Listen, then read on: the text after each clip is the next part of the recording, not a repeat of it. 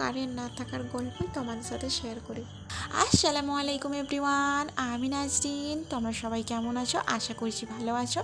চলো আজকের ব্লগটা স্টার্ট করা যাক। হঠাৎ করে এত বড় ঝড় হয়ে যাওয়ার কারণে আমাদের কি কি ক্ষতি হলো সেই গল্পটাই তোমাদের সাথে আজকে শেয়ার করব। চলো প্রথম থেকে স্টার্ট করি। দিনটা ছিল তখন শনিবার কি রবিবার মনে নাই, ঠিক শনিবার আমার মনে হচ্ছে। তখন মাঝে ঠিক রাত 9টা 9:30 মতো করে, আর শনিবার মনে হচ্ছে দিনটা ছিল। আর তখন ভীষণ ঝড় হলো, পানি হলো। তো আমরা কিছু মাইন্ডে নিইনি, ভীষণ আমও কুড়িয়েছি, অনেক মজাও করেছি। খুব তো তখন মজা লাগছিল, ভাবিনি যে এত বড় ক্ষতি হয়ে যাবে। তখন অনেক মজা করেছি, আম কুড়িয়েছি অনেক। তারপরে দেখি 10টা মতো বাজছে, তখনও কারেন্ট আসেনি। ঝড় পানি থেমে যাওয়ার পরও কারেন্ট আসেনি।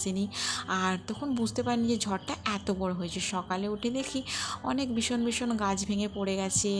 তারপরে শুনছি নাকি যে কারেন্টও আসবে না। তারপরে পুরো গল্পটা শোনো।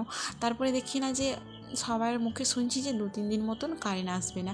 আমরা আমরা ভাবছিলাম যে না এটা হচ্ছে মিথ্যে কথা বলছে, চলে আসবে, এরকম তো হয়। বাট এরকম 3-4 দিন কারেন্ট চলে যা ভাবতেই পারিনি। তারপরে যেই কথাটা সবাই বলছিল ওইটাই সত্যি হয়ে গেল। 3 দিন আমাদের কারেন্ট আসেনি, জানো তো।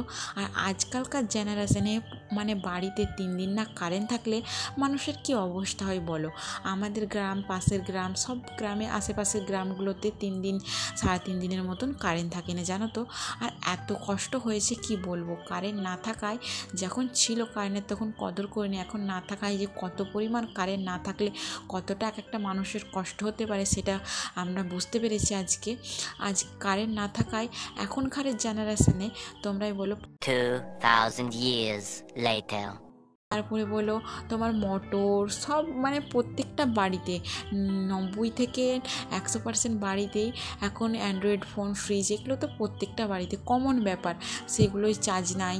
আমাদের তো সবার বাড়ির ফোন 2 দিন মতো বন্ধ হয়ে পুরো পড়েছিল। পাশে ইনভার্টার ছিল, তাদের বাড়িতে একদিন চার্জ দিয়েছিলাম। তার 3 দিন যদি না কারেন্ট থাকে ওইটাও কি চলবে বলো। ওইটাও তো মানে ব্যাটারির সাহায্যে চলে, ওইটাও বন্ধ হয়ে গেছিলো। তারপরে কি কল থেকে অনেক দূর থেকে কল টিপে টিপে পানি আনতে হচ্ছিলো, কি করব। আর সেই জন্য দেখো পানি আগেতে আমরা কত অপচয় করেছি, বেশি বেশি করে পানি খরচা করে ফেলেছি। এখন যখন মানে কারেন্ট নাই, মোটরে পানি উঠছে না, অনেক দূর থেকে পানি আনতে হচ্ছে, তখন আমরা কত বুঝে শুনে পানিটা খরচা করছি।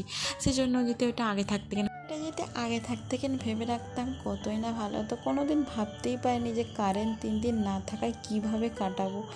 আলহামদুলিল্লাহ কারেন্ট চলে আসছে। আজকের মতন এই পর্যন্তই। আল্লাহ হাফেজ।